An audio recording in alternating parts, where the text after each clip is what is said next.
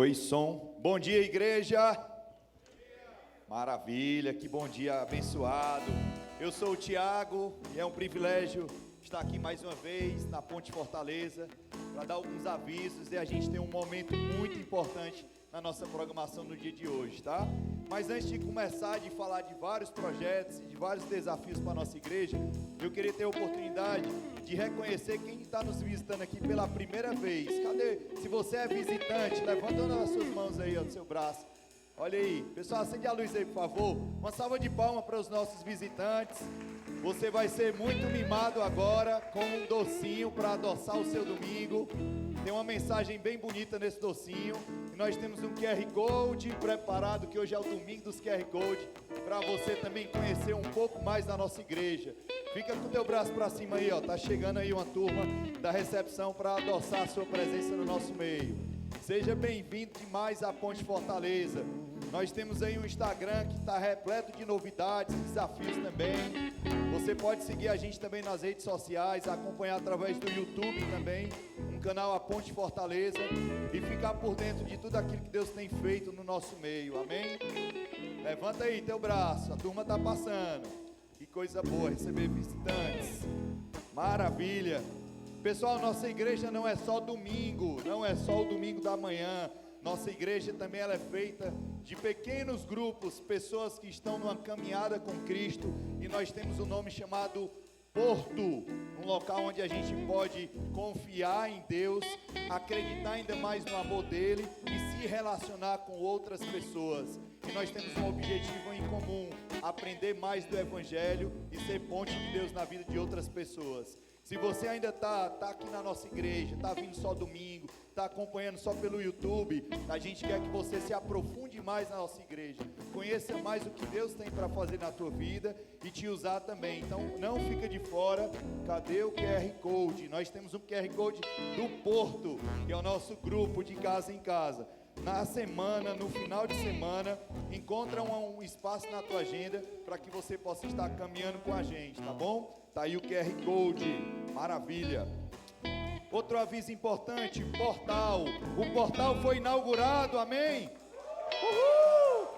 O portal foi inaugurado e foi um momento muito precioso para a comunidade, para a nossa igreja. E eu acredito que muitos ali se arrepiaram na presença do Senhor. Só que a gente está querendo formar um exército de voluntários engajados no amor de Cristo naquela comunidade. Se você é profissional e você olha para a sua profissão e você vê, poxa Deus, através da minha profissão eu posso ser ponte de Deus na vida de outras pessoas. Seja você advogado da área da saúde, assistente social, nós estamos precisando de voluntários para engatilhar aí na nossa missão de tocar o nosso projeto social naquela comunidade. Então não fica de fora, nós temos o QR Code que dá para você preencher com seus dados direitinho e a gente poder contribuir na vida de muitas pessoas naquele local.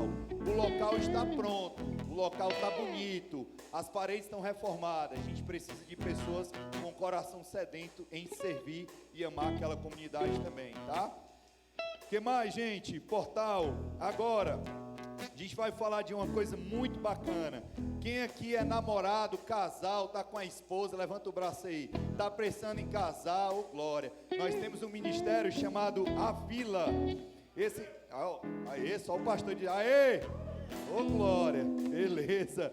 A Vila é o nosso ministério de casais, ministérios de família, a qual a gente tem como crescer muito nesse meio. E é uma coisa que a gente está querendo dar oportunidade para pessoas participarem de um curso.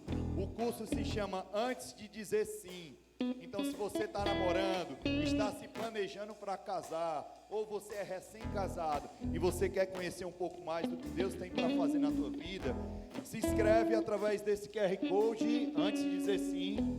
O nosso curso hoje é a última chamada, gente. Nós temos aí vagas limitadas.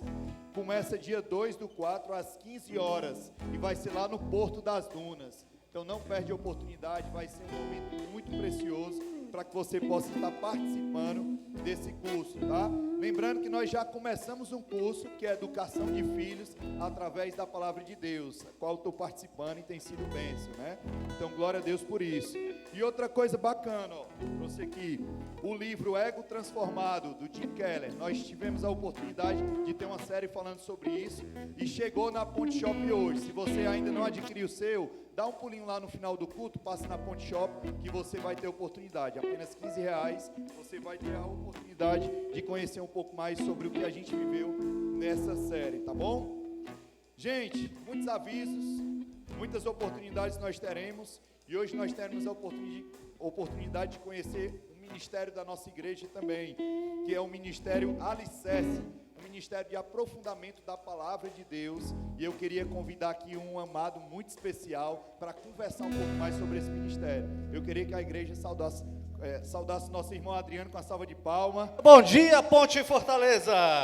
Esse é o Adriano. Oi, gente. Eu não sei se ele ou se é o irmão dele, mas a barba vem e vai. Tá um negócio meio assim, né, irmão? É aquele que era rabino, ele deixou a gente agora crente. Ah, é, né?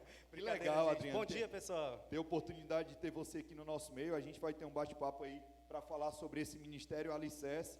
E eu queria ter a oportunidade de que você falasse para a nossa igreja qual a importância realmente da gente se aprofundar na palavra e no evangelho de Jesus Cristo na igreja. Que bacana, né, gente? O Alicerce, enfim.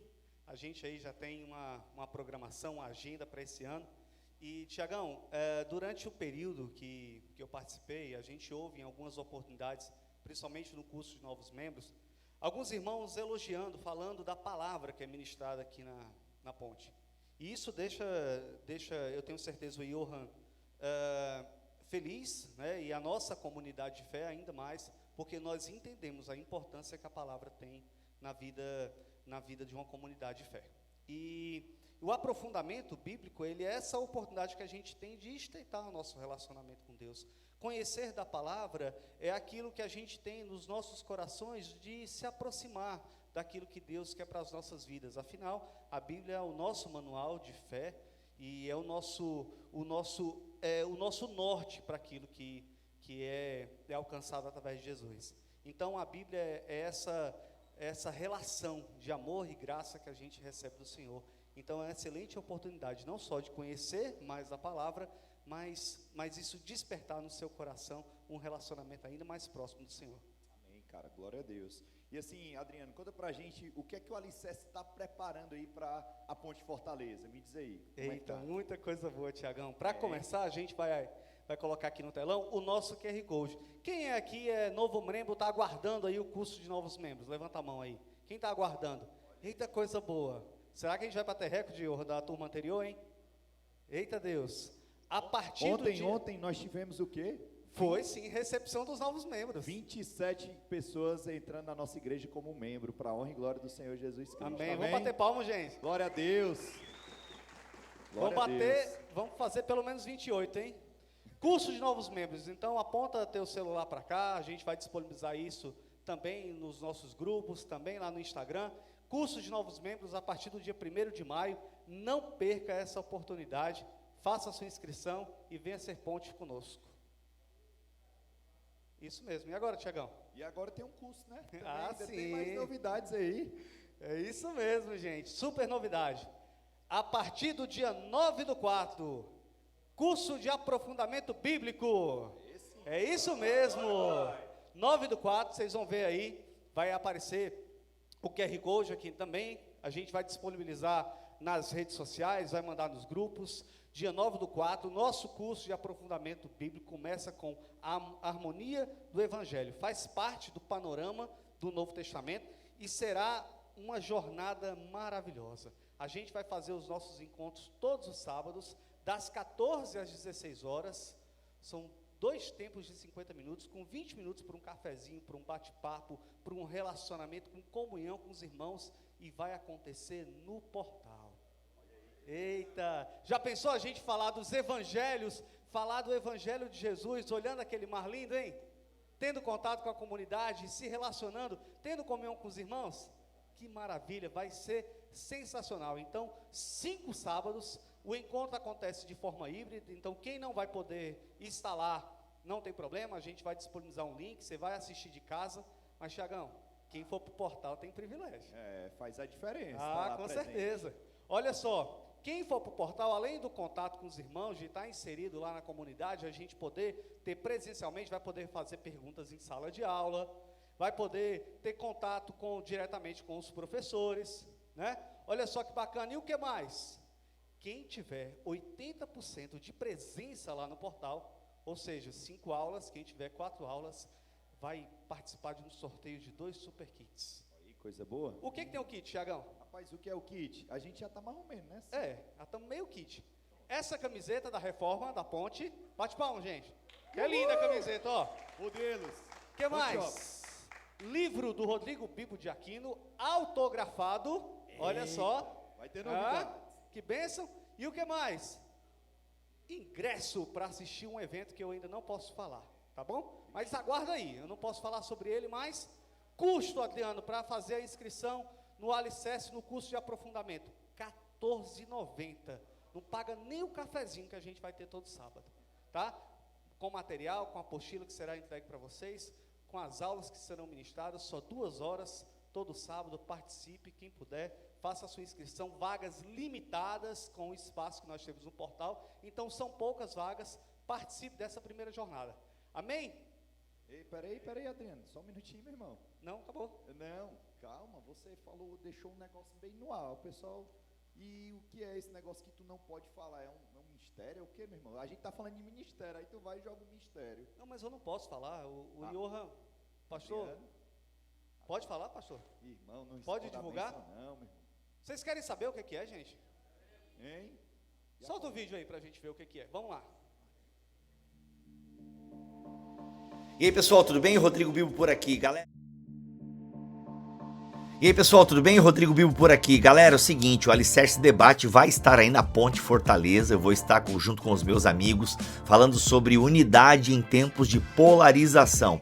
Então já anota na agenda aí, dia 12 de maio, teremos aí o Alicerce Debate acontecendo na cidade de vocês.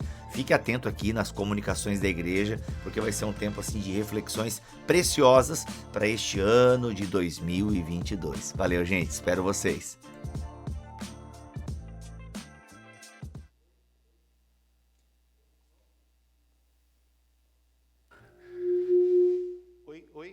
Oi, funcionou. Irmãos, pode acender a luz aí, pessoal, por favor? Ah, maravilha. Eu não tive a chance de ver quem está nos visitando nessa manhã, mas eu queria, de fato, saudar a todos com a paz do Senhor Jesus, e vocês são muito bem-vindos nessa comunidade chamada Ponte. Nós estamos nesse desafio de uma plantação de igreja, e o nosso coração se alegra demais em poder receber a cada um, e o nosso maior desejo é que você de fato se sinta em casa, né? Então nós entendemos que viver igreja é sim adorar a Deus com alegria, é sim derramar lágrimas na presença do Senhor, é sim estudar a palavra de Deus de forma diligente, mas também é se alegrar, é brincar, é descontrair. Então o nosso desejo é que você, ao estar no nosso meio, de fato se sinta em casa, e que Jesus, através do Espírito Santo, possa ministrar o seu coração da forma que Ele quer fazer, como Ele quer fazer, mas o nosso coração se alegra demais, né? Eu queria, nesse instante, além de louvar a Deus pelo alicerce, encorajar os irmãos também a poderem ingressar nessa jornada.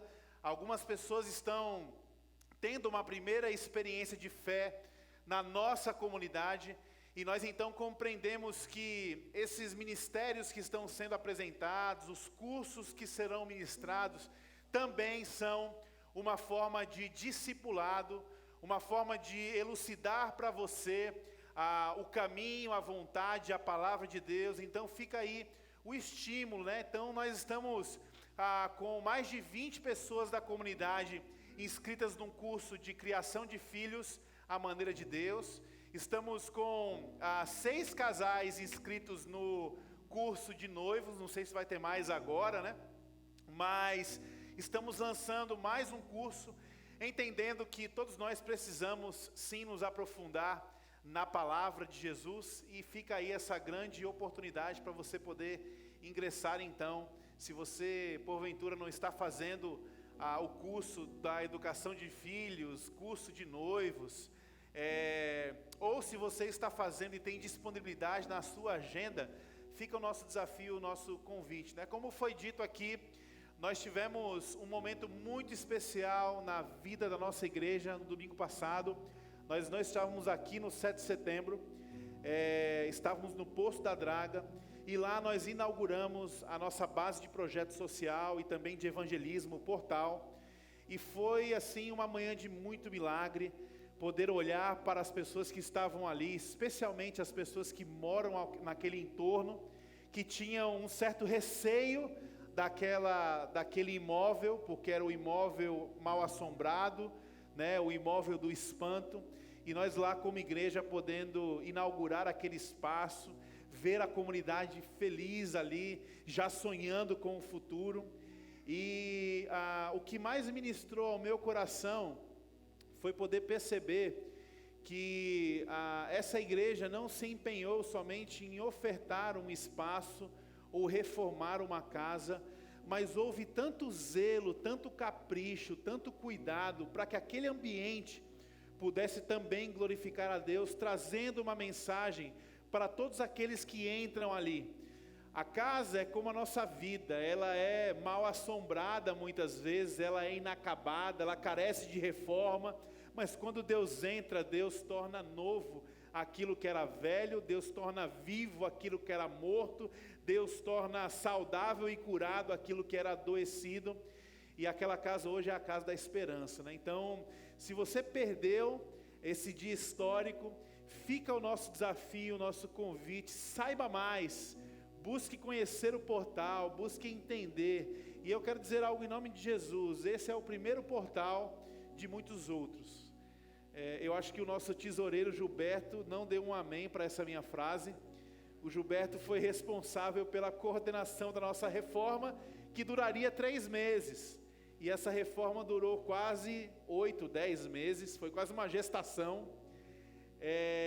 E custaria X, e no final custou quase 4X, né? Então o Gilberto, quando começou a reforma, tinha um cabelo bem pretinho, e aí quando a gente inaugurou o portal, olha como é que ficou aí, mostra aí, Gilberto, fica de pé para o povo ver aí, ó. Isso aí é fruto de 8 meses, não foi? Mas nós somos essa comunidade que entendemos que os nossos recursos, aquilo que Deus tem nos dado, deve servir em benefício e em bênção para todos. Não faz sentido viver o Evangelho achando que os nossos recursos, dons, talentos, finanças, devem ser empregados a servir a nós mesmos, porque aonde a igreja de Jesus chega, a justiça chega para todos. Aonde a igreja de Jesus chega, a bondade deve chegar para todos. Aonde a igreja de Jesus chega, o amor de Deus, a bênção do Senhor e a sua graça deve chegar para todos. É por isso que nós estamos lá no Poço da Draga, e eu digo que em nome de Jesus nós estaremos também em outros locais com essa iniciativa, né? Eu queria ler com vocês uma passagem lá em Mateus capítulo 9, quando Jesus ele se encontra com uma multidão, e ele traz uma palavra ali para os seus discípulos, e é uma palavra que mexe muito comigo. No meu encontro de Porto dessa semana, eu pude compartilhar um pouquinho sobre isso com o pessoal do meu grupo, e eu queria ler com vocês então. Mateus capítulo 9, verso 35, Jesus ia passando por todas as cidades e povoados, ensinando nas sinagogas, pregando as boas novas do reino e curando todas as enfermidades e doenças. Ao ver as multidões, teve compaixão delas, porque estavam aflitas, desamparadas como ovelhas sem pastor. Então disse aos seus discípulos: a colheita é grande, mas os trabalhadores são poucos. Peçam, pois, ao Senhor da colheita que envie trabalhadores para a sua colheita. Jesus estava então olhando para aquela multidão, e ele estava vislumbrando coisas a serem colhidas. É muito bonito poder entender que nós como igreja somos a ferramenta que Deus está usando para que coisas sejam colhidas nas pessoas. E essas coisas são coisas que talvez a multidão nem acredita que tem, ou nem sabe que pode ter, Mas a igreja de Jesus é dotada com esse senso profético e essa sensibilidade de enxergar coisas onde ninguém mais enxerga, porque nós, como igreja, somos dotados desses olhos de Jesus. Assim como Jesus já olhou para mim e para você um dia, e ele viu algumas coisas que não o agradava certamente, esse mesmo Jesus, ele foi capaz de olhar para nós e entender e enxergar coisas que nós também ainda nem sequer sabíamos, víamos ou reconhecíamos. E à medida que nós caminhamos com Jesus, uma colheita ela é feita na nossa vida.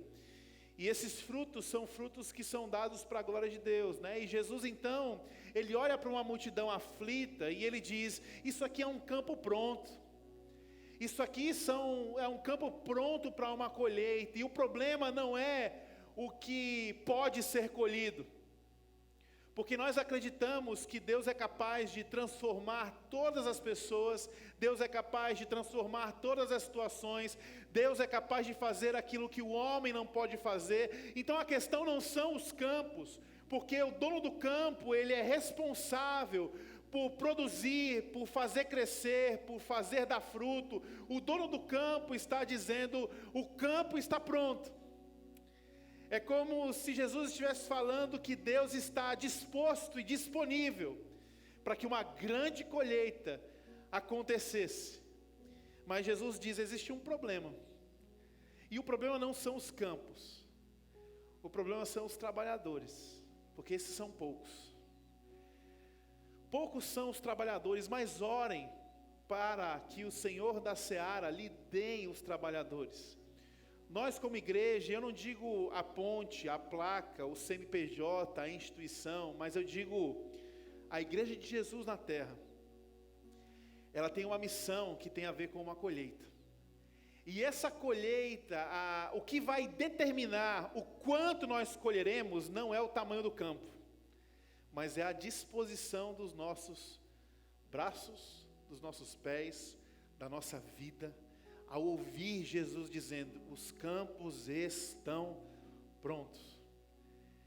Então, o que determina o tamanho da colheita é a nossa disposição, é o nosso coração.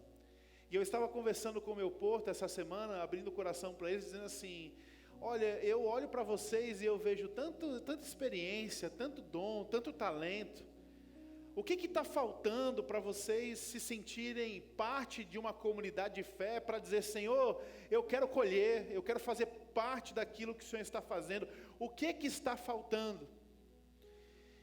E uma das coisas que me move a fazer tudo o que eu tenho feito e me esforçado a fazer tudo o que eu tenho feito, irmãos, é entender que a igreja de Jesus, ela só vai até onde os meus pés vão. Ela só toca aonde os meus braços e as minhas mãos tocam, porque Jesus decidiu fazer isso. E quando eu falo isso, não estou falando de mim, mas eu estou falando de todos nós. Quais são os sonhos que você tem para a igreja de Jesus? Os campos estão prontos, os trabalhadores somos nós. Nós alcançaremos até onde nossos pés estão dispostos a ir, e até onde as nossas mãos estão dispostas a tocar.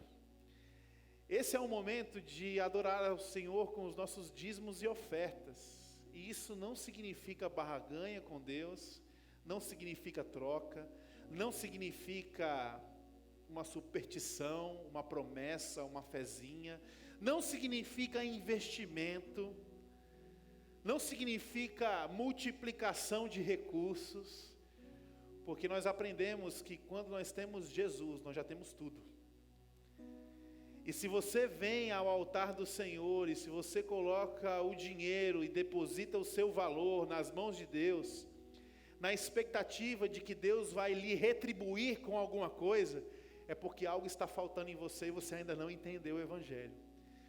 Quando nós estamos depositando aos pés do Senhor os nossos recursos, o nosso dinheiro, nós fazemos isso em gratidão.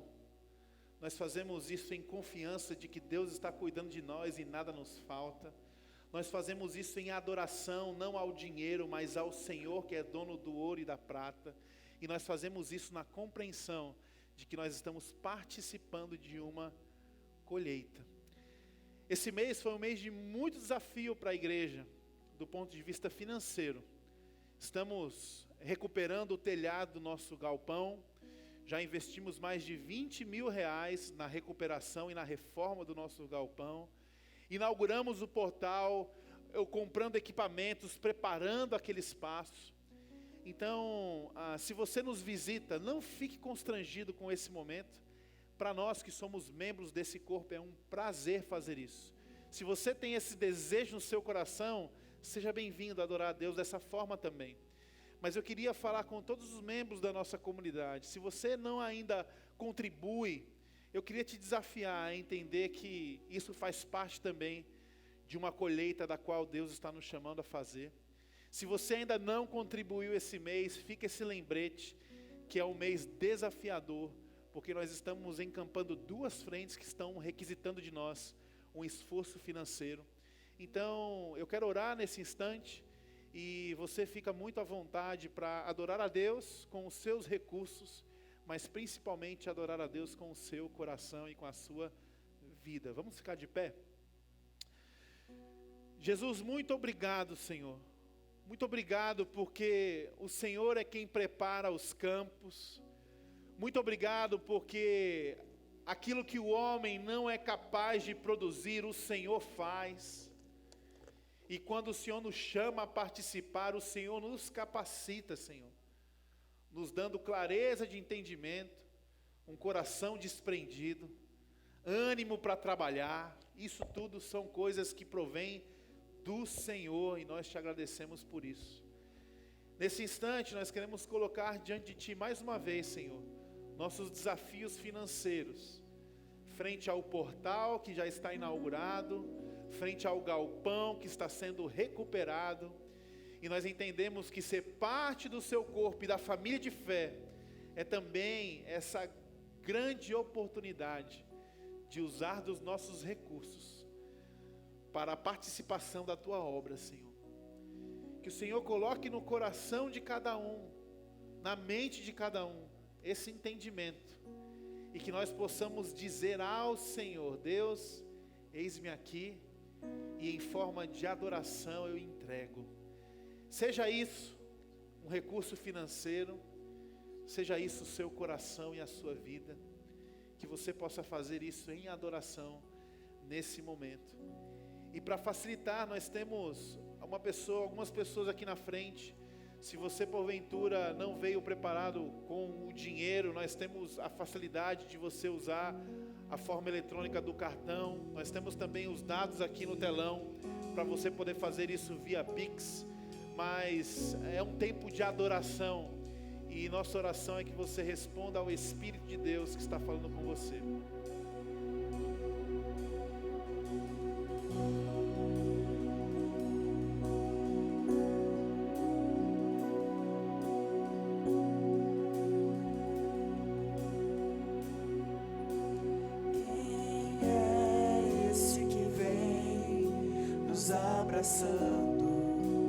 Quem é esse que vem nos constrangendo com o olhar? Ele é tão sábio, ensina em amor. Ele é tão manso, cuida dos corações. Queria convidar vocês a ficarem de pé junto com a gente. Quem é esse que vem abraçando? Quem é esse que vem nos constrangendo com o olhar? Ele é tão sábio, ensina em amor. Ele é tão manso, cuida dos corações. Ele entrou em casa, ele está na mesa. Ele nos observa, sabe que o esperamos.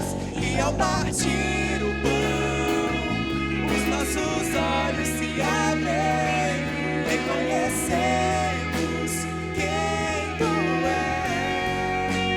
és. Ao som da Tua voz, os nossos corações queimam de amor. E ao partir do pão, ao partir o pão, os nossos olhos se abrem, reconhecemos quem tu és. Ao som da tua voz, os nossos corações queimam de amor, queimam de amor.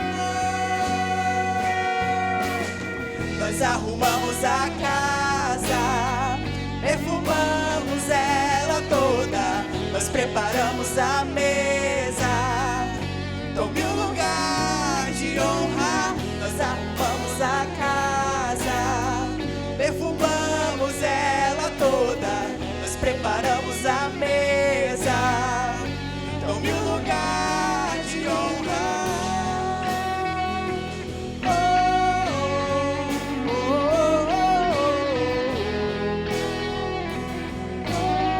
Ele entrou em casa. Ele entrou em casa. Ele está na mesa.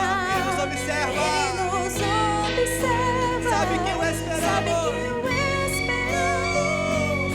E ao partir o pão, os nossos olhos se abrem, reconhecemos quem tu és. Ao som da tua voz, os nossos corações queimam de amor, queimam de amor. E ao partir do pão, e ao partir o pão, os nossos olhos se abrem, reconhecemos quem tu és. Ao som da tua voz, os nossos corações queimam de amor, queimam de amor. Nós arrumamos a casa, perfumamos ela toda, nós preparamos a mesa, tome um lugar de honra. Nós arrumamos a casa, perfumamos ela toda, nós preparamos a mesa, tome um lugar de honra. Nós arrumamos a casa, perfumamos ela toda, nós preparamos a mesa, tome um lugar de honra. Nós arrumamos a casa, perfumamos ela toda, nós preparamos a mesa, tome um lugar de honra. Aleluia! Glória a Deus!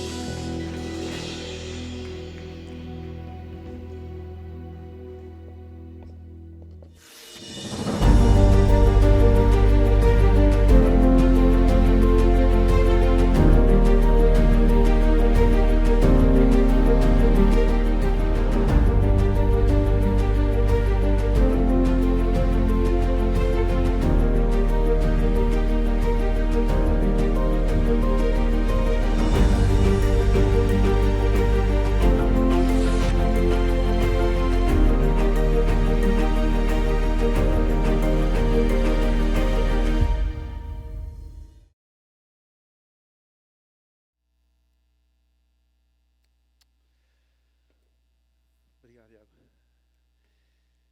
Bom, estamos hoje iniciando uma nova série de mensagens. Algumas pessoas talvez ainda não sabem, né? Mas nós somos uma família de igrejas que se estabelece hoje no Brasil em 6 lugares, né? Então nós estamos em Fortaleza, em Caruaru, em Recife, em 2 locais, em Natal e também em Belo Horizonte. E quando vocês olham para um selozinho chamado The Bridge Movement, esse é o movimento de uma família de igrejas que entende que precisam, devem e gostam de estarem próximas, compartilhando então os seus recursos e assim também equipando outras comunidades. E toda a série do The Bridge Movement é uma série muito legal, porque quando nós recebemos o material gráfico da série, a gente recebe uma pasta com esse material em português, esse material em espanhol, esse material em inglês e esse material em chinês. Porque a ponte, através desse movimento, ela então cria um acervo e abençoa várias comunidades, não só no Brasil, mas também na América do Sul, na América do Norte, até mesmo essas comunidades de língua chinesa, né? Então, quando você vê um selinho aí do The Bridge Movement, saiba que nós estamos numa série que está envolvendo outras comunidades, não só aqui no nosso país, mas também em outros, né? Então, um momento muito especial de poder falar acerca da Páscoa, essa preparação para a Páscoa, e essa série, então, é intitulada como Os Últimos Três, né? Então, do que significa os últimos três? São os últimos 3 ladrões, os 3 crucificados? São os últimos 3 anos? Os últimos 3 dias de Jesus que antecederam o que Jesus veio fazer na sua obra máxima, que do seu ministério enquanto viveu, que foi a sua ressurreição. Então, é uma série baseada no livro de Marcos, e nós queremos hoje conversar sobre Marcos capítulo 14, e tentar extrair daqui alguns princípios, algumas coisas que possam significar para a nossa espiritualidade atual, contemporânea, alguns ritos. Nós vamos falar da ceia, mas que são ritos que muitas vezes, porque a gente repete, o ritual acaba matando o verdadeiro significado do que significa mesa, pão, vinho. Então eu queria ler com vocês Marcos capítulo 14, e nós vamos aplicar algumas coisas desse texto concernente à Páscoa. Então, Marcos capítulo 14, enquanto você está abrindo, o pastor de vocês e sua esposa adoram chocolate. E, embora não acreditamos no coelhinho da Páscoa, apreciamos um bom ovo. Então, se Deus tocar o seu coração...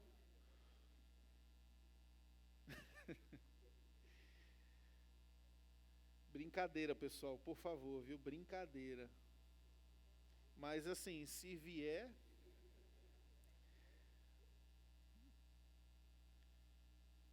A partir do verso, Marcos capítulo 14, a partir do verso 12, no primeiro dia da festa dos pães sem fermento, quando se costumava sacrificar o cordeiro pascal, os discípulos de Jesus lhe perguntaram: aonde queres que vamos e te preparemos a refeição da Páscoa? Então ele enviou 2 dos seus discípulos, dizendo-lhes: entrem na cidade, e um homem carregando um pote de água virá ao encontro de vocês. Sigam-no e digam ao dono da casa em que ele entrar: o mestre pergunta, onde é o meu salão de hóspedes, no qual poderei comer a Páscoa com os meus discípulos? Ele lhes mostrará uma ampla sala no andar superior, mobiliada e pronta. Façam ali os preparativos para nós. Os discípulos se retiraram, entraram na cidade e encontraram tudo como Jesus lhe tinha dito, e prepararam a Páscoa. Ao anoitecer, Jesus chegou com os 12. Quando estavam comendo, reclinados à mesa, Jesus disse: digo-lhes que certamente um de vocês me trairá, alguém que está comendo comigo.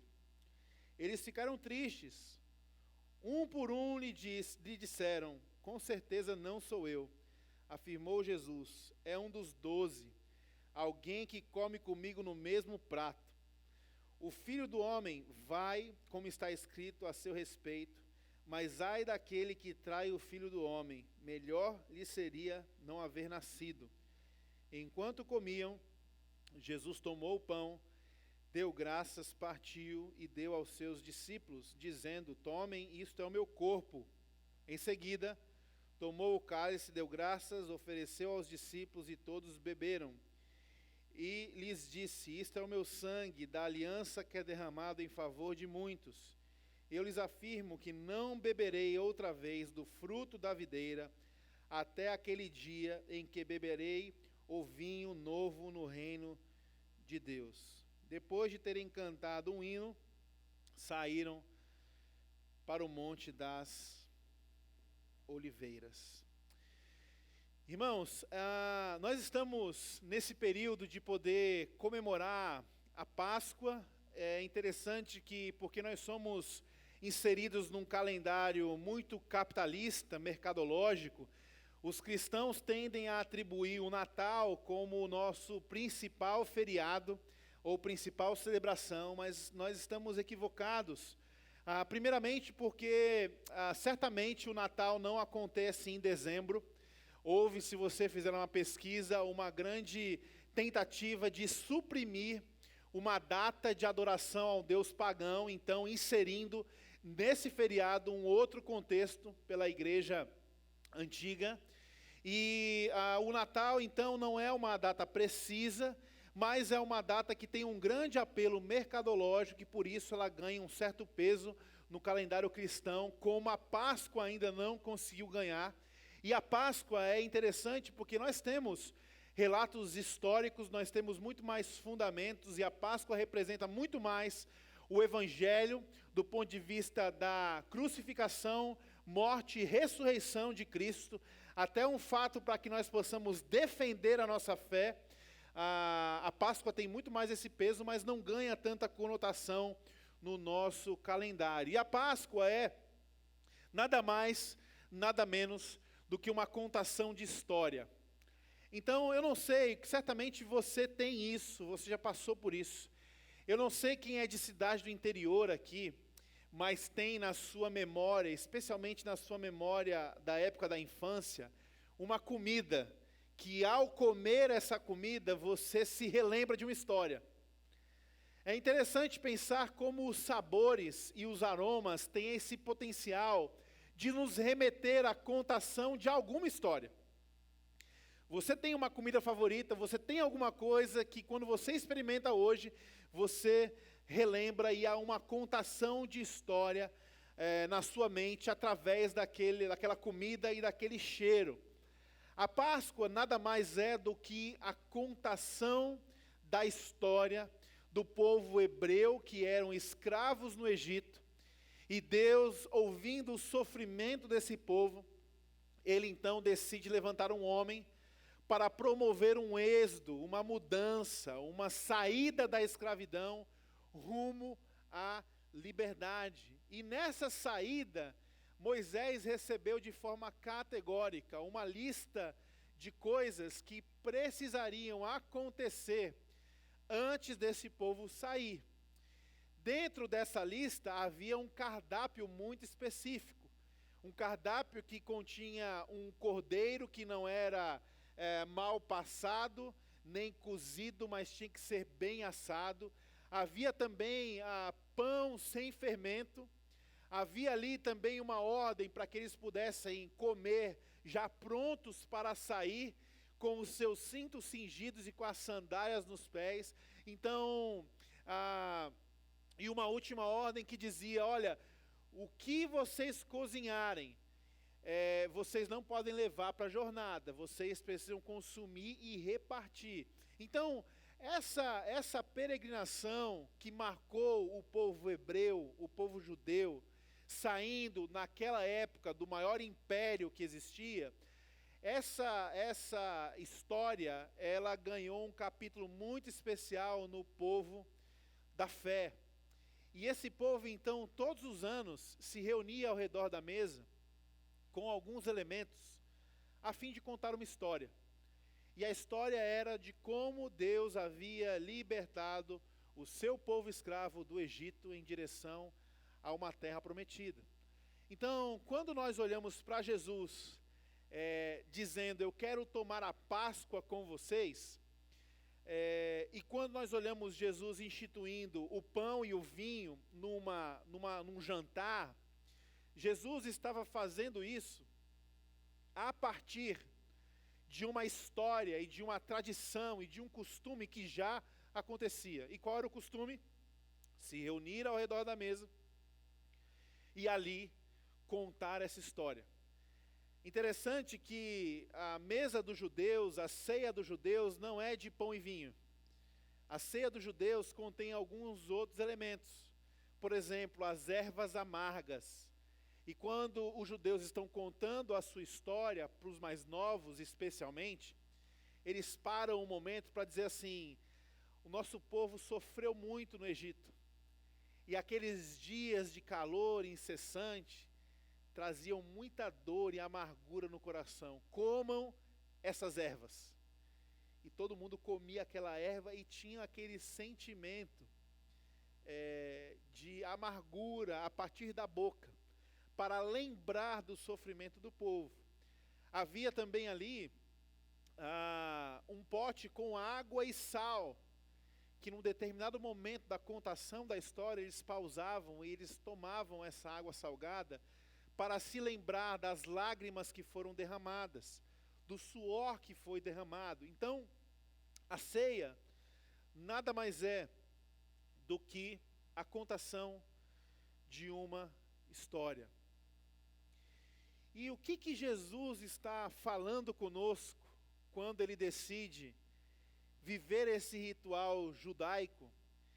E muito mais do que simplesmente viver o rito pelo rito, ele ali institui o seu memorial. Quais são as coisas das quais nós podemos entender a partir da mesa que existe e denotam um interesse de Deus pela nossa vida? A primeira coisa que me chama a atenção é que naquela cultura, na cultura judaica, um homem não se sentava numa mesa com um estranho, um homem não se sentava na mesa com qualquer pessoa da qual ele não tinha um profundo interesse de se relacionar.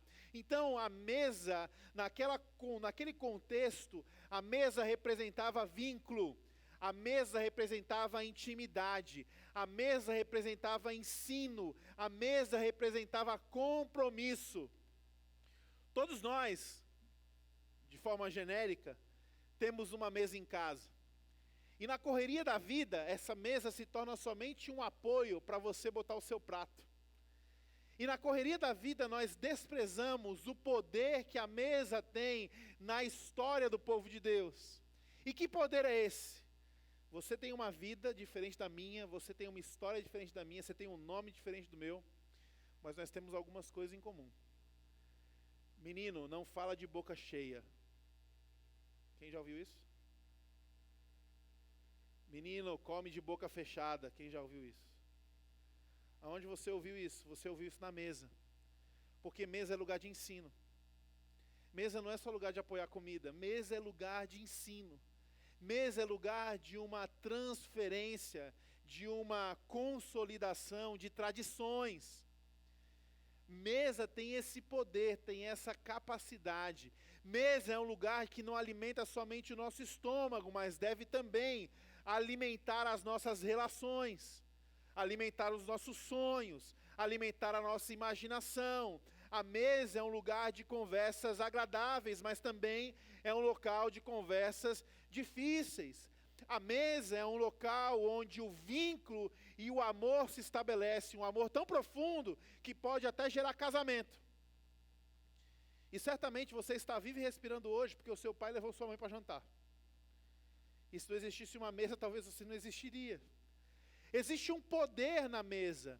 E o poder na mesa não é pelo objeto da mesa, mas é pela sensibilidade, pela oportunidade das relações que se estabelecem ao redor de uma mesa.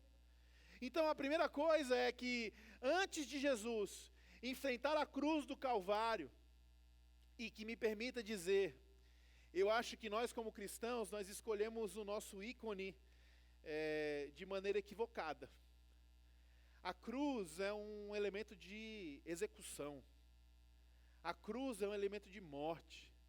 A Bíblia diz que maldito é o homem que é pendurado no madeiro. E nós cristãos, nós escolhemos de forma icônica a cruz como nosso símbolo. É interessante que Jesus não permaneceu na cruz. Jesus venceu a cruz. Mas antes da cruz, Jesus estava na mesa. E depois que Jesus vence a cruz, vence o túmulo e ressuscita, Jesus volta para a mesa. Então talvez o ícone mais apropriado, imagino eu, se Jesus estivesse numa assembleia e nós estivéssemos votando aqui, irmãos, qual vai ser o ícone da igreja de Jesus? Talvez quando dissessem uma cruz, eu acho que Jesus iria dizer assim, isso aí não. Isso não me traz boas memórias. Talvez o melhor ícone seria a mesa, porque a mesa denota essa intimidade, essas relações intencionais, esse entendimento de que nós somos parte de um corpo maior do que o nosso, esse entendimento de que o vazio da nossa alma, ele é preenchido à medida que nós estabelecemos com o outro aquilo que nós recebemos de Deus. E isso acontece na mesa.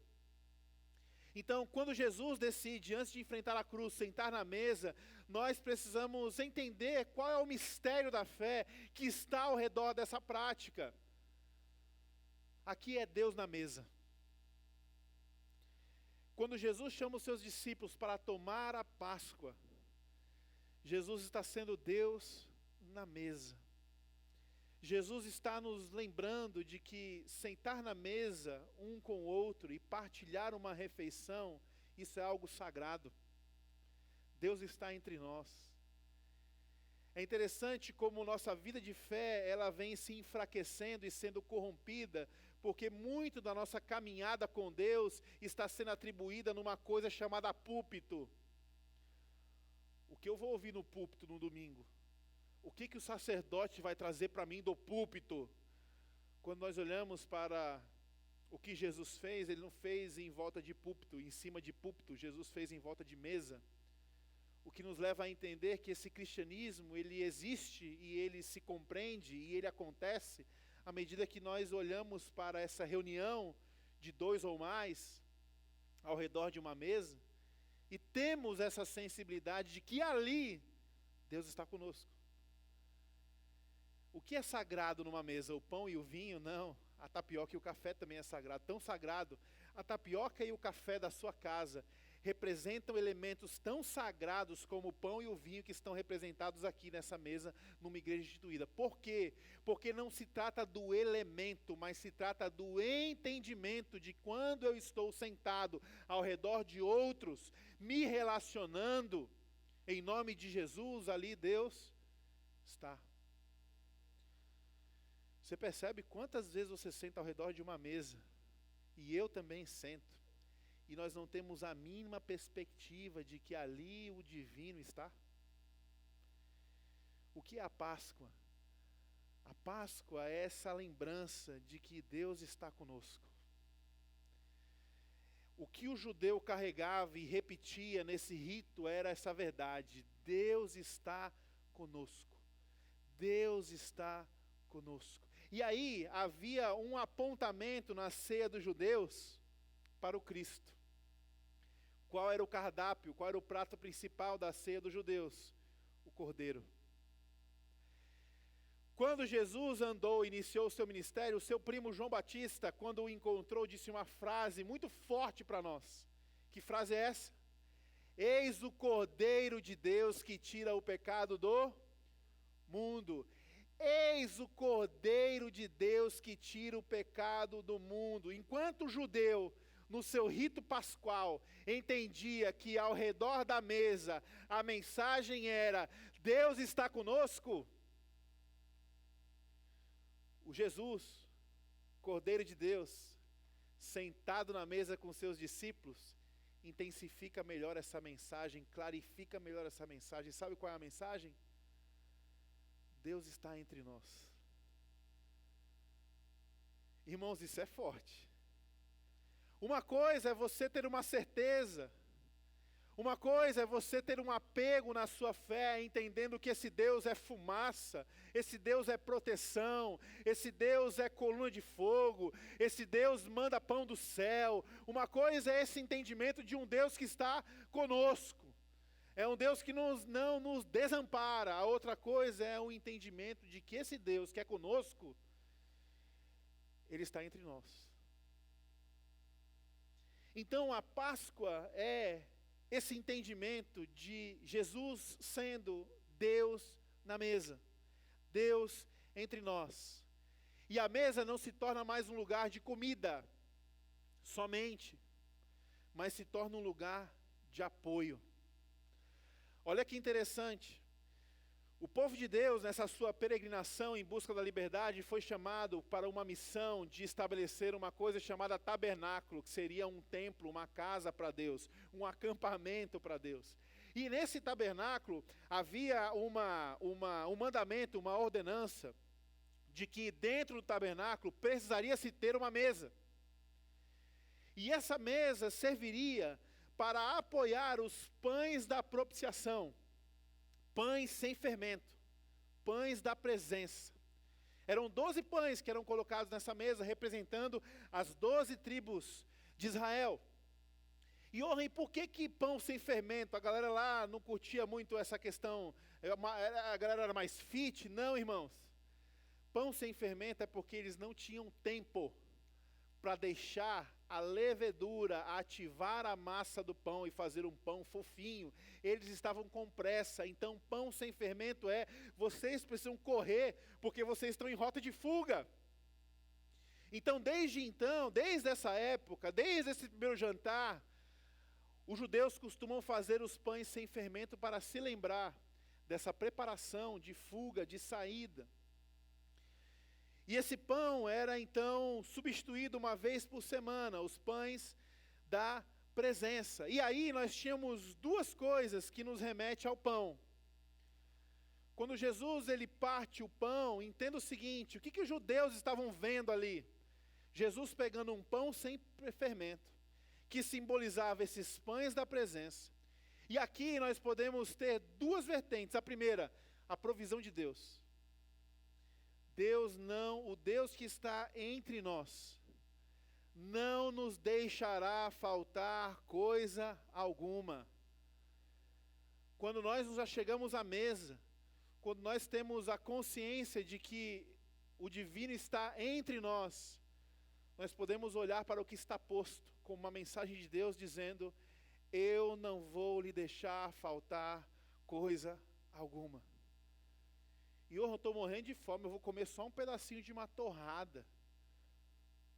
Não vai me faltar coisa alguma? Não vai faltar coisa alguma, irmão. Por quê? Porque isso é consciência. Isso é ministração do Espírito.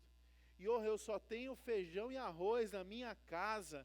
Como é que não vai faltar coisa alguma? Podia ter um ovinho, uma batata frita, uma picanha. Está faltando alguma coisa? Não, porque em Jesus o arroz e o feijão que você tem é suficiente para que nada lhe falte. Porque se você tem ele, você tem tudo. Então a primeira coisa, o pão denota provisão. Os pães da presença denotavam então o compromisso de Deus com a provisão. A segunda coisa é que o pão partido denotaria a comunhão. Olha que bonito, gente. Em um momento da Bíblia, em somente um momento da Bíblia, nós conseguimos conceber o que Jesus fez quando ele partiu o pão e disse: esse é o meu corpo sendo entregue por vocês. Esse é o meu corpo sendo entregue para vocês. A mesa é um lugar que alimenta as relações, o compromisso um com o outro. E quando Jesus parte o pão dizendo: é o meu corpo entregue para você, a Bíblia só tem uma ilustração de corpo sendo entregue. Sabe quando é? Em 1 Coríntios capítulo 7, quando Paulo fala sobre casamento. E ele diz: quando se casa, o marido entrega o seu corpo para a mulher, e a mulher entrega o seu corpo para o marido. E eu ainda não entendi. Jesus está entre nós, e Ele está estabelecendo conosco uma relação de cuidado, de provisão e de comunhão. E essa relação está sendo comparada a um casamento. Johan, mas casamento ainda não peguei. Nós não pegamos porque a nossa visão de casamento ela é um pouco deturpada, irmãos. Hoje nós vivemos numa sociedade onde você casa e se não der certo, você descarta. Separa, casa de novo, e não deu certo, casa de novo, e separa. Nós vivemos esse tipo de sociedade, onde existe liberdade, e muitas instâncias até mesmo aplaudem quem usa um ser humano como objeto de prazer e depois o descarta. Mas casamento na Bíblia não é isso. Casamento na Bíblia é a relação mais íntima, profunda e compromissada que um ser é capaz de ter com outro ser. Tanto é que a Bíblia denota que o casamento, dois se tornam um.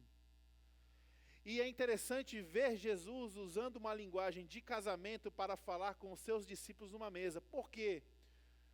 Porque Jesus está disposto a casar conosco, não num padrão mundano, não numa perspectiva de que quando você pisar no pé de Jesus, quando você acordar de mau hálito, quando você acordar com a pá virada, Jesus vai olhar para você e dizer assim: você não me dá mais prazer, você não me dá mais alegria, então, quer saber, eu quero um divórcio. Não.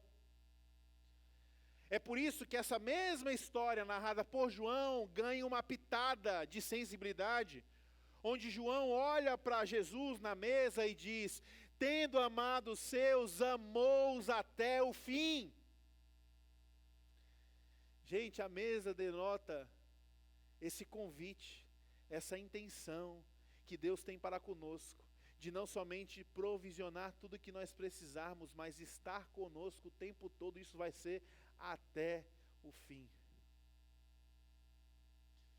Talvez você vive num contexto de solidão, de tristeza, de sentimento de abandono. Talvez você está sozinho na sua casa e você sente que o mundo virou as costas para você, que ninguém te ama. Que a mesa da sua casa sirva para você como um lembrete de que você tem um Deus em Jesus Cristo que te ama até o fim. De que nele você pode ter a provisão e o cuidado. A mesa então é o lugar de apoio. Mesa representa essas verdades que sustentam a nossa vida. Mesa também é um lugar de amparo. A mesa é um lugar onde nós estamos próximos uns dos outros para expor o nosso coração e tocar em algumas questões que são difíceis. Do tipo, tem alguém aqui que vai me trair. A mesa é um lugar da gente dirimir as tensões. A mesa é um lugar da gente rasgar o nosso coração. É um lugar de conversas difíceis. É um lugar de boas notícias, de sonhos compartilhados. Mas é também um lugar de você colocar as suas aflições para fora. E é nessa perspectiva onde nós temos a chance de formar caráter, de shapear, de dar forma aos nossos filhos, aos nossos maridos, às nossas esposas, aos nossos pais, às nossas mães. Olha o que Deuteronômio 6, verso 7 diz: ensine-as com persistência, ensine as palavras de Deus, ou inculque a palavra de Deus com persistência aos seus filhos. Converse sobre elas quando você estiver sentado em casa. Naquela época, irmãos, não tinha sofá, não tinha TV, não tinha rede. Sentado em casa é a todo momento, quando você sentar na mesa. Use daquele momento para inculcar na cabeça dos seus filhos a palavra de Deus.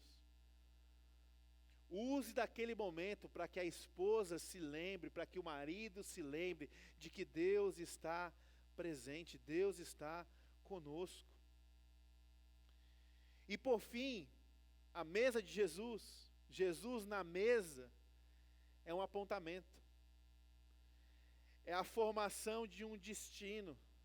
É a perspectiva de futuro. Quando você sentar à mesa em família, use daquele momento onde o divino está entre vocês, para vocês falarem de coisas que vão trazer futuro, perspectiva, sensibilidade de jornada, de eternidade. A coisa mais triste do mundo é você ver uma família sentada à mesa e cada um com o telefone na mão e na cara.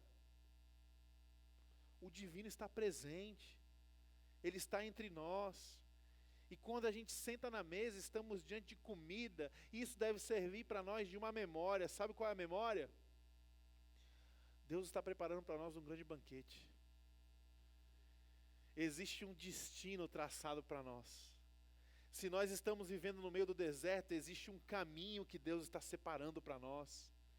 Existe algo sendo preparado. A mesa deve trazer esse sentimento. É por isso que Salmo 145, verso 4 diz: uma geração contará a outra geração as grandiosidades dos seus feitos.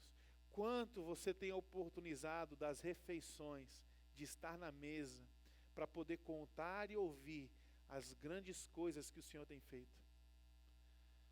O maior legado de um pai, de uma mãe para um filho, não é levar o filho para uma igreja, mas é levar a igreja para dentro de casa. O maior legado de um casal não é participar do culto da igreja, mas é viver a igreja em casa. Esse é o nosso desafio. Apontamento. Então percebe, não chegamos ainda nem direito no pão e no vinho. Estamos só na mesa. E faltam 10 minutos para acabar o culto. Mas como eu falei de início, a Bíblia então nos leva a esse entendimento de que pão significa provisão, pão significa comunhão, pão significa a entrega de Jesus por nós, um senso profundo de compromisso. E aí nós temos também um segundo elemento nessa história, que é o vinho. E o que seria o vinho? O vinho representa o sangue desse cordeiro que fora derramado na cruz para a remissão dos nossos pecados. Mas Jesus, quando faz o seu memorial, entenda, o memorial judaico, isso aqui eu posso até me complicar falando para vocês, mas eu vou tentar me explicar. Essa contação de história dos judeus era uma contação de história que as pessoas comiam carne, elas lamentavam, elas choravam, elas cantavam músicas de lamento, elas comiam ervas amargas, elas se lembravam. Era um momento muito difícil, emotivamente falando. E os judeus estabeleceram 4 cálices de vinho. Era como se fosse 4 intervalos, onde ele está contando a história e ele toma um cálice de vinho.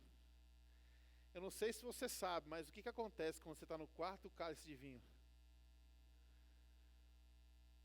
Não estou dizendo, nem trazendo aqui, primeiro, legalidade para bebida alcoólica. Não estou falando disso. Não estou falando que você tem que sair enchendo a cara por aí, porque a sua vida está difícil. Mas eu estou falando de uma contação de história, onde aquele povo usava dos elementos da mesa para poder ensinar não só acerca do que aconteceu, mas de como eles sentiam. E no final, eles já estavam no 4º cálice de vinho, para dizer o seguinte: a história pode ser ruim, a história pode ser muito difícil, mas nós terminaremos alegres. A gente vai terminar rindo disso tudo, porque o vinho tem essa capacidade. Mas Jesus, ele disse o seguinte: quando ele toma do cálice, supostamente foi o 3º cálice que Jesus estava tomando, quando ele disse: esse é o cálice da nova aliança. Que nova aliança seria essa? Jeremias capítulo 31 vai falar sobre isso, onde o profeta diz: haverá um tempo de uma nova aliança, onde ninguém precisará ensinar ninguém sobre a verdade de Deus, porque o próprio Deus colocará no coração de cada um, como umas tábuas da lei, Deus colocará a sua palavra no coração de cada um. E ali Jeremias estava se referindo a esse grande mistério da fé, que é o Deus que está entre nós, tem um Espírito, e esse Espírito está em nós, a partir do momento que nós temos comunhão com Ele. Então aqui, nós estamos sendo, ao tomar do cálice, rememorados de que nós somos criados para sermos íntimos do Espírito Santo de Deus, e não só íntimos, mas sermos do Espírito morada. E aí tem uma coisa que me faz tremer, quando o apóstolo Paulo, em Efésios capítulo 4, verso 30, diz: não entristeçam o Espírito, não abafem o Espírito, Espírito com o qual vocês foram selados para o dia da redenção. Paulo está falando que eu e você, nós podemos entristecer o Espírito. E eu não sei se você já se perguntou, o que nós podemos fazer para entristecer o Espírito Santo de Deus? O que o Espírito Santo de Deus faz? Ele fala conosco, Atos 8, 29. Ele nos ouve, João 16, 13. Ele nos ensina, João 14, 26. Ele nos examina, 1 Coríntios capítulo 2. Ele testemunha ao nosso respeito, João capítulo 15. Ele intercede por nós, Romanos capítulo 8, 27. Ele nos ama, Romanos 15, 30. Ele exerce vontade soberana, 1 Coríntios capítulo 12. Ele é eterno, Hebreus 9. Ele é onisciente, 1 Coríntios 2. Ele é onipresente, Salmo 139, verso 7. Mas isso tudo se resume em quê? No ministério do Espírito. Quando você se reúne ao redor da mesa com os seus, na consciência de que você tem um Deus entre nós, entre vocês, e que esse Deus tem um Espírito que está em você, entenda o seguinte: o que você faz e você entristece o Espírito? A primeira coisa, quando nós distorcemos ou contrariamos o seu ministério. Quando eu e você, nós resistimos ao ministério do Espírito Santo, quando eu e você ignoramos a presença do Espírito Santo, quando eu e você não buscamos essa faceta de Deus que é o Espírito, nós estamos entristecendo, abafando, em outras traduções, nós estamos apagando o Espírito. E o que o Espírito quer fazer, Johan? A primeira coisa, nos convencer do pecado.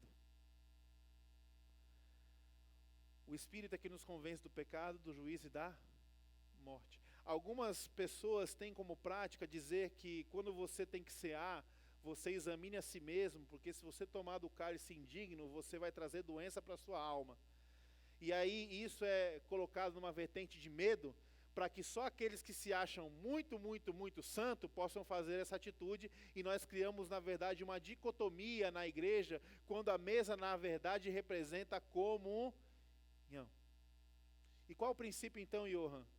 Eu venho para a mesa, na consciência de que eu sou habitado pelo Espírito, e que o Espírito quer convencer a mim do meu pecado. A mesa é um convite para todos, mas também a mesa é um incentivo ao arrependimento. Quem pode participar da ceia do Senhor? Quem não tem pecado? Então não vai participar ninguém. Quem pode participar da ceia do Senhor? Quem vem na consciência de que esse Deus que está em nós está dizendo: olhe para você, reconheça as suas fraquezas, reconheça os seus pecados e se arrependa.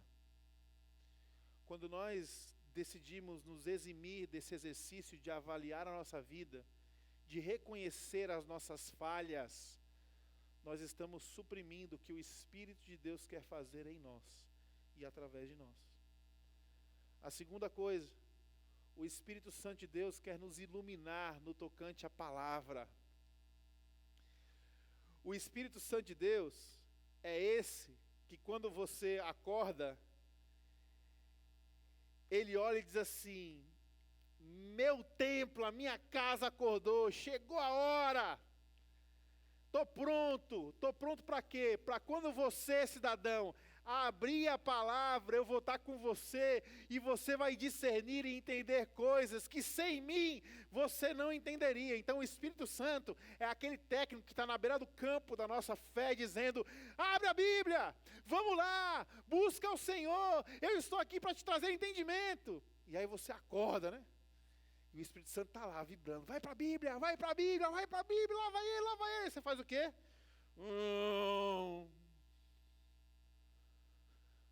E você busca nas telas uma voz que não vai te dar destino, uma voz que não vai te alimentar, uma voz que não vai trazer o teu senso de propósito.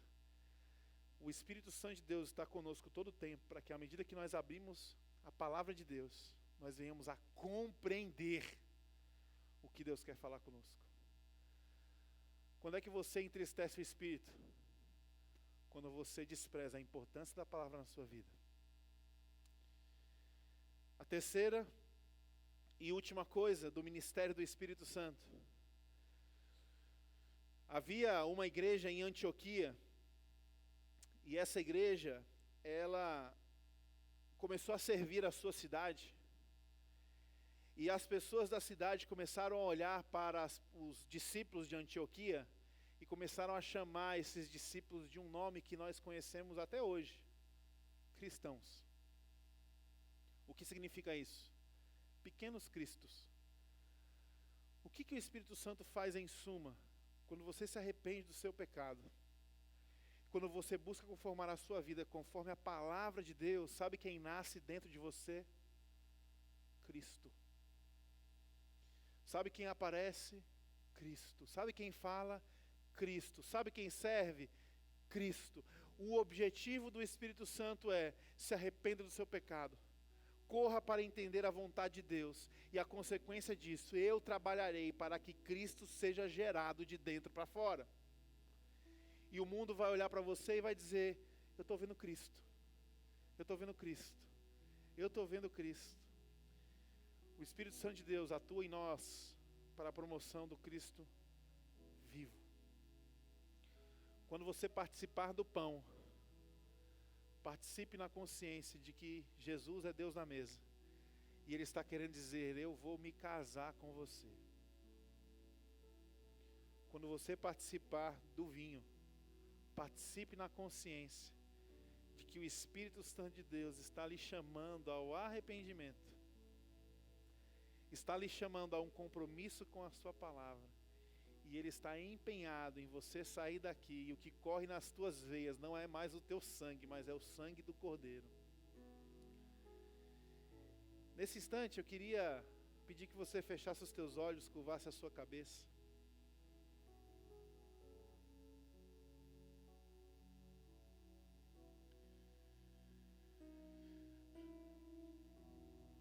Marcos capítulo 14, verso 25, Jesus termina esse momento dizendo: eu lhes afirmo que não beberei outra vez do fruto da videira, até aquele dia em que beberei o vinho novo no reino de Deus. Jesus aqui estava se referindo ao quarto cálice. O cálice que na ceia da Páscoa representava a alegria. Alguns atribuem que Jesus fez essa menção dizendo que o quarto cálice seria bebido na ressurreição. Outros dizem que o quarto cálice manifesta o cálice da alegria reservado para nós em Apocalipse capítulo 19. Mas a grande verdade é que nós podemos nos aproximar da mesa do Senhor, comendo o pão como seu corpo, tomando do cálice como seu sangue, entristecidos e arrependidos pelo nosso pecado, enlutados por reconhecer tamanho alto preço pago na cruz, mas nós podemos fazer isso também com alegria, sabendo que esse Deus que está entre nós, esse Espírito que está em nós, está empenhado e se alegrando em ver um novo ser que nasce a partir de uma entrega, a partir de uma confissão. Então nós temos algumas pessoas da equipe aqui que vão, só por uma questão de logística, eles vão servir o nosso cálice e o nosso pão. E de olhos fechados eu queria orar nesse instante, numa postura de você examinar você mesmo. A ceia é convite para a comunhão, é convite para arrependimento. E talvez nós estamos aqui num momento de olhar e dizer: Deus, me perdoa, Senhor. Me perdoa porque eu perdi de vista o que o pão partido representava. Me perdoa, Senhor, que eu perdi de vista o que o cálice representa. Senhor, me perdoa porque eu tenho usado da mesa esse lugar tão poderoso. Eu tenho usado para ficar com a cara no telefone. Eu não tenho conseguido me aproximar das pessoas. Eu não tenho conseguido trazer os grandes feitos que o Senhor tem feito para compartilhar, para testemunhar. Eu tenho usado da mesa para alimentar o meu estômago egoísta. Ou eu acho que relação significa somente alimentar o estômago dos meus filhos. Eu quero me comprometer, Senhor, a entender que na mesa a nossa alma, o nosso espírito deve ser alimentado pela Tua presença. Que o café com a tapioca pode ser sagrado à medida que 2 ou mais se reúnem e reconhecem que o Senhor está entre nós. Oh Deus, nós nos arrependemos, Senhor. Nos arrependemos das relações descartáveis, dos desrespeitos. Nos arrependemos, Senhor.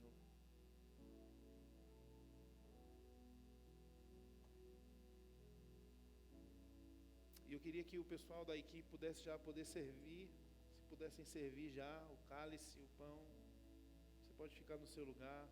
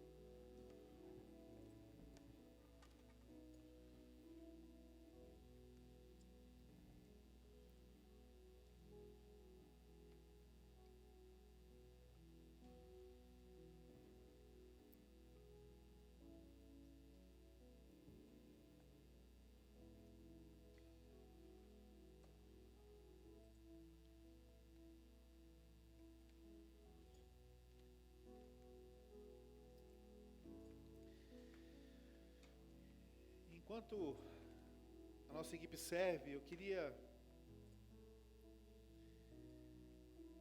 talvez lhe fazer 2 convites essa manhã. O primeiro convite é você estar nos visitando hoje. E você entende no íntimo do seu coração que você precisa render a sua vida a Jesus Cristo, reconhecendo Ele como o seu Senhor e seu Salvador. E que a partir de hoje, ao partir do pão e ao tomar do cálice, você vai fazer isso de uma forma completamente diferente. Existe alguém no nosso meio hoje que deseja em seu coração receber ao Senhor Jesus Cristo como seu Senhor e seu Salvador? Antes de ceiarmos juntos, nós queremos orar por você, se você está nessa condição. Levanta uma das suas mãos, nós queremos fazer isso por você hoje. Você não precisa ter vergonha, ninguém vai lhe abordar. Mas se o Espírito está falando com você hoje, é dia de você se render a Jesus. Alguém gostaria de fazer isso hoje? Meu segundo convite é, talvez você está distante da igreja de Jesus, da comunidade da fé, da família.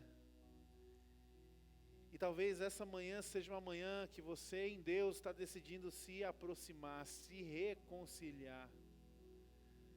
Talvez hoje você está dizendo, Deus, eu preciso olhar para a mesa da minha casa de uma forma diferente. E você quer se reconciliar com Deus. Existe alguém nessa condição aqui hoje que nós queremos orar por você também. Levanta uma das tuas mãos. Deus abençoe, Deus abençoe.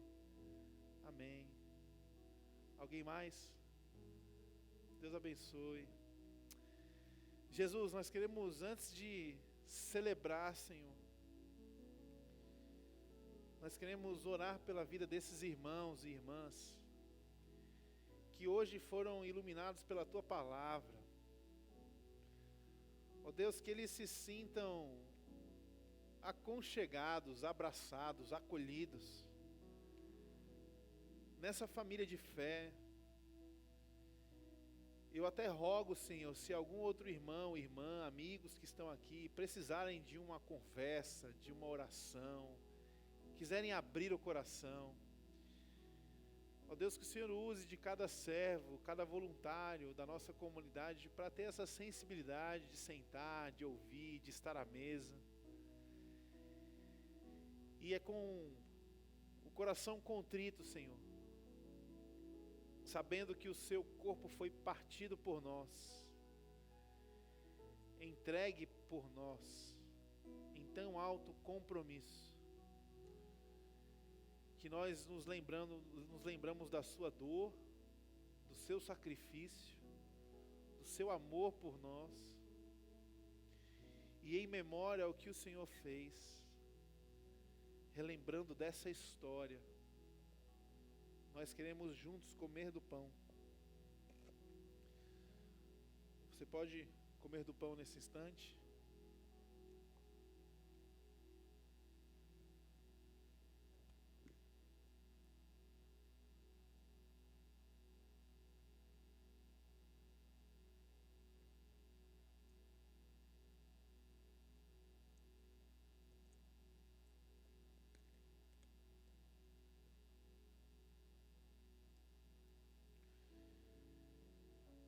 Obrigado, Jesus. Obrigado, Senhor, pela provisão, pela comunhão, Senhor. Obrigado por não nos descartar. E mesmo contritos, nós podemos nos alegrar, porque o vinho que representa o sangue também manifesta a alegria, Senhor. A alegria de saber que mesmo a sua história, a história da cruz, sendo uma história tão dolorosa, a morte não te segurou. Ao terceiro dia o Senhor ressuscitou. E existe um cálice de alegria separado para nós. Então, na consciência de que o Espírito Santo habita em nós, nós nos arrependemos dos nossos pecados, nós queremos nos achegar mais à Tua palavra, Senhor. E nós te pedimos que o Teu próprio sangue venha correr nas nossas veias, que nós possamos participar do cálice.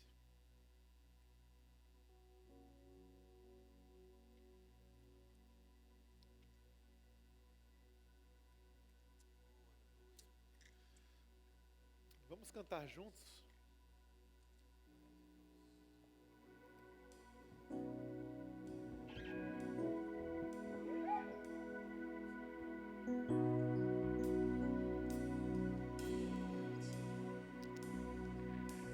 E ao partir o pão, os nossos olhos se abrem, reconhecemos quem Tu és.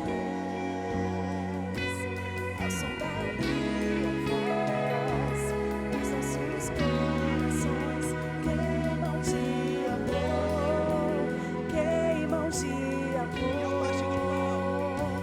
E ao partir o pão, os nossos olhos se abrem, reconhecemos quem Tu és. Ao som da Tua voz, os nossos corações queimam de amor, queimam de amor.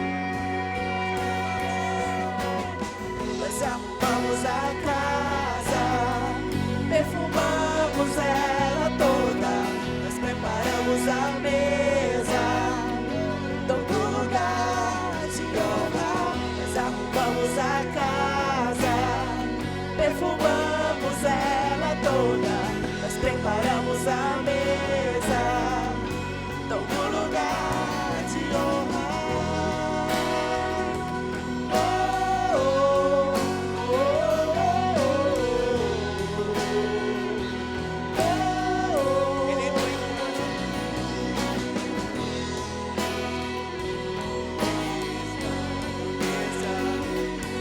nos observa, sabe que o esperamos. E ao partir do pão, os nossos olhos se abrem, reconhecemos quem Tu és. E ao som da Tua voz, os nossos corações queimam de amor, queimam de amor. Nós arrumamos a casa, perfumamos ela toda, nós preparamos a mesa, todo lugar de honra. Nós arrumamos a casa, perfumamos ela toda, nós preparamos a mesa, todo lugar de honra.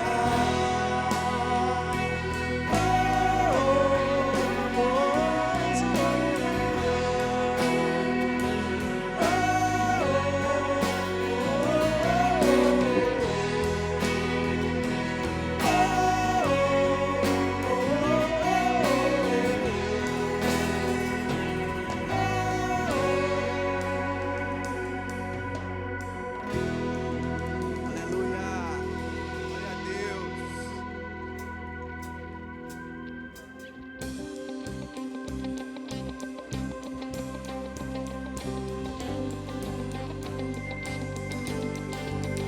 As palmas.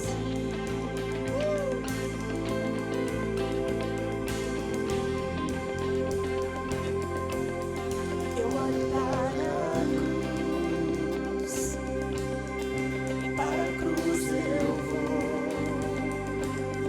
no seu sofrer participar, a sua obra vou cantar, meu Salvador, na cruz eu sou.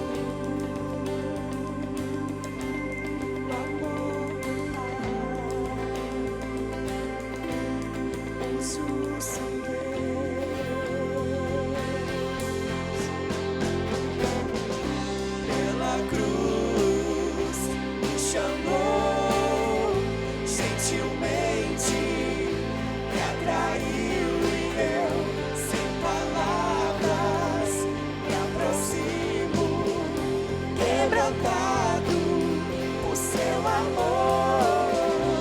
Pela cruz me chamou gentilmente, me atraiu e eu, sem palavras, me aproximo, quebrantado por seu amor.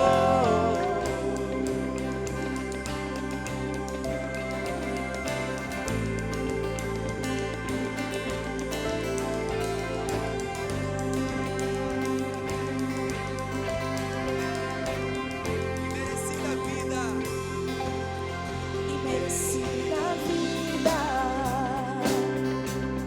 se graça recebe por sua cruz. O quê? A morte me livrou, trouxe-me a vida. Eu estava condenado, mas agora pela cruz eu fui reconciliado.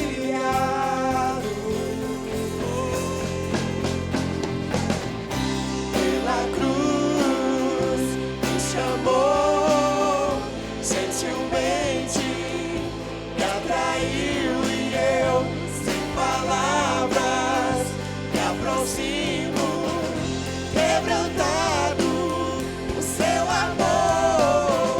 Pela cruz me chamou gentilmente, me atraiu e eu, sem palavras, me aproximo, quebrantado por seu amor. Impressionante é o seu amor.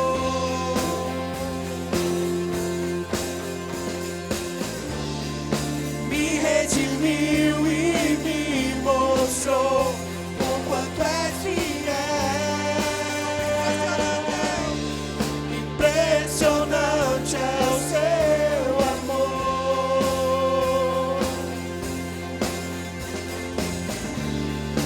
me redimiu e me mostrou